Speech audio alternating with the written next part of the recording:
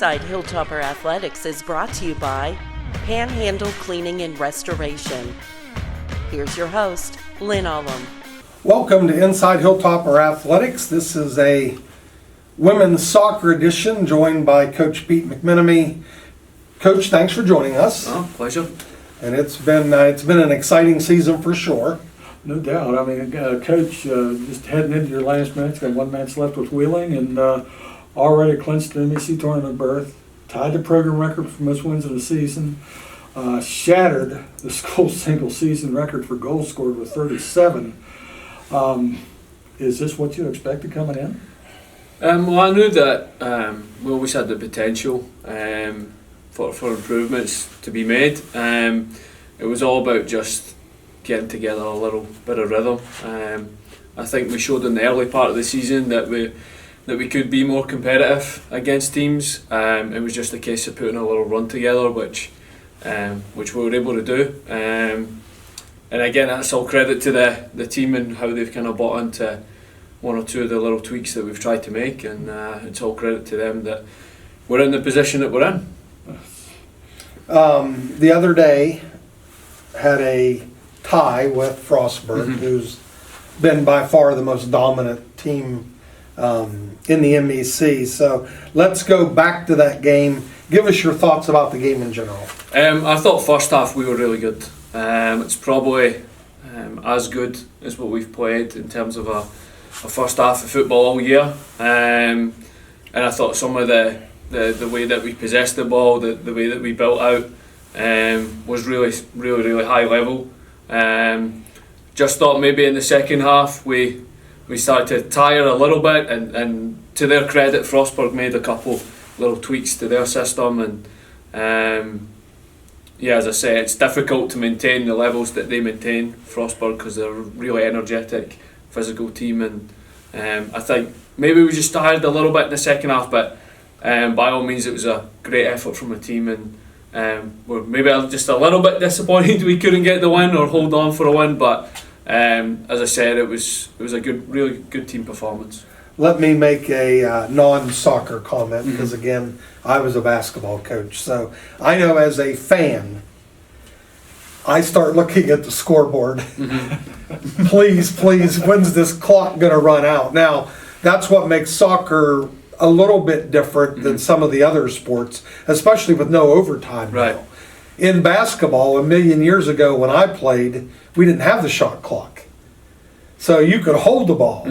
I have coached in high school games where, and Coach Crutchfield, people don't know this, we played a game one time and the final score was like 10-7 or something in a high school game. But thoughts on soccer and being able to, lack of a better term, hold the ball. Right. Do you catch yourself looking at the scoreboard? I don't think you can, because then I think what ends up happening is, teams can maybe see that and catch on to it a little bit, and they recognise, maybe once the clock gets narrower and narrower down, last 5-10 minutes, you maybe have a little peek to see, but no, I think in that game, even in the second half, once it went to 2-2, heading into the last 15-20 minutes of the game, we still had one or two opportunities where we could have maybe even won the game. So no, not too much looking at the clock, to be fair in our sport. So going into this last game with Wheeling, Dawn, get into the standings here. And again, you have the last match after Wheeling, obviously big rivalry game, but also opportunity for you. If you could beat Wheeling and Fairmont has to go to Frostburg, if they lose to Frostburg, then you guys can finish third in the North Division after being picked to finish last in the preseason poll. What did you know about your team in the preseason that maybe the other coaches weren't aware of? Well, I knew that first and foremost it was a team that wanted to be more competitive overall, and that's credit to each individual and as a group about what they wanted.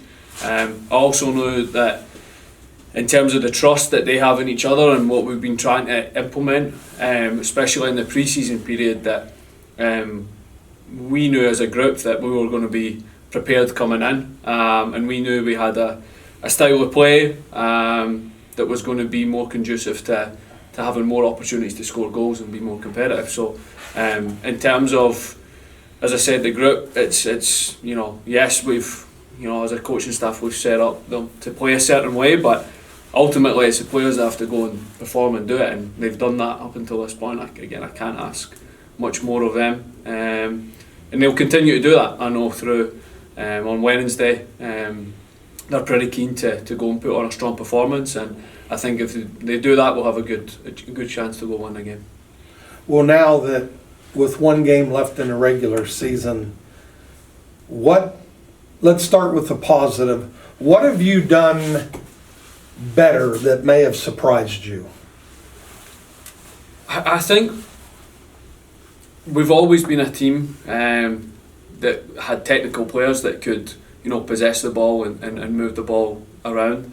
I think what we've done over the course of the year is we've stayed a lot more controlled in games. So rather than it being almost like a basketball game where it's you attack, then you attack, and it's been a lot intense, we've had a lot more kind of control in our game. There's still some little moments where it gets a little bit back and forth, but I think we've done a lot more in terms of our tactical work, and knowing our positionings and where to be at a certain time when the ball's in certain areas. So that's something that again that we've really worked on, but the team has really embraced and really performed a lot better at. Without going to the negative, let's not put this in a negative context. Where can you improve the most? With one game left in the regular season, and then you've already qualified for the tournament, where do you want to see the most improvement? I think there's times we'd be a little bit more, as I said, a little bit tighter defensively in terms of limiting opportunities for teams, but that's something that we spoke about. And again, I still think we can score more goals. You mentioned the goals that we've scored, but there's a lot of opportunities where we get to the final third where we could do a little bit better too. So there's definitely, I think, as much as we have scored a lot of goals this year, I think we can score even more. So you're talking about the result that you had with Frostburg, obviously. Do you think your girls drew some confidence from that result? I mean, like Coach said, Frostburg's been in and out of the top 25 all season and stuff. And what can you take from that and carry into the postseason play? So I think to be honest, there's been times in this season where we've been competitive against every team in different ways. We just maybe haven't been able to sustain it over a full course of a game. I think what Sunday was good is it showed that with our style of play, with our kind of brand and what we're trying to do, that you can compete against the top teams in the conference playing our way, and that's something that they can take a lot of encouragement, not only going into Wednesday but beyond that into the conference tournament. So let's just quickly, not that we're looking past Wheeling, let's talk about the MEC tournament. What days is that going to be played? So that'll begin on Sunday the 5th of November, and then obviously the following a week tomorrow would be the semi-final, and then of course the finals the weekend after next. So but again, just want to focus on Wednesday and make sure we it's a cliche saying, but we have to focus on Wednesday, and that's the main goal for us, and then we can look at going into the tournament. Yeah, well, the reason that we're pressuring you and asking these questions is with it starting on Sunday, we wouldn't have a chance to have another podcast before the tournament. Yes. So we do have to look ahead, but it's been an exciting season. One last question for you, and I'll get your colleagues' opinion when we get Coach Regan on for his section of Inside Hilltopper Athletics. But the size of our field, is it bigger than most of the surfaces in the MEC? Talk a little bit about different sizes of field. Yeah, so I think what Ours is certainly one of the biggest, probably. Charleston's is quite a large field, Concord's as well is quite a large field, but I would say definitely ours is the biggest in terms of size. So what it does do, I think, is when teams come play us here, I think it can be really beneficial for us to use the size of the field to our advantage. Again, I think the style of play that you have is the style of play, and you have to be able to adapt to different situations in game. But what it does allow when we play at home is we can really use it again, like to our advantage, and try and maximise our success during the game when we play at home. Well, Coach, thanks for joining us. We wish you all of the luck and success here coming up, not only in the season finale here, but in tournament play, and hopefully we can get you back and talk about even more positive things here in the near future. Thank you very much, guys. Thanks for having me. Thanks for joining us. Fire alarm activation, either Wagner building. It was a space heater that had caught on fire, and it was really a major smoke event. We immediately called Panhandle, and they were on the scene rather quickly and got their air cleaning machines, smoke eating machines. They cleaned our ductwork inside and out, painted the walls, shampooed the carpets, cleaned every flat surface in the office, vacuumed, and got us up and running really quickly. Panhandle did a great job.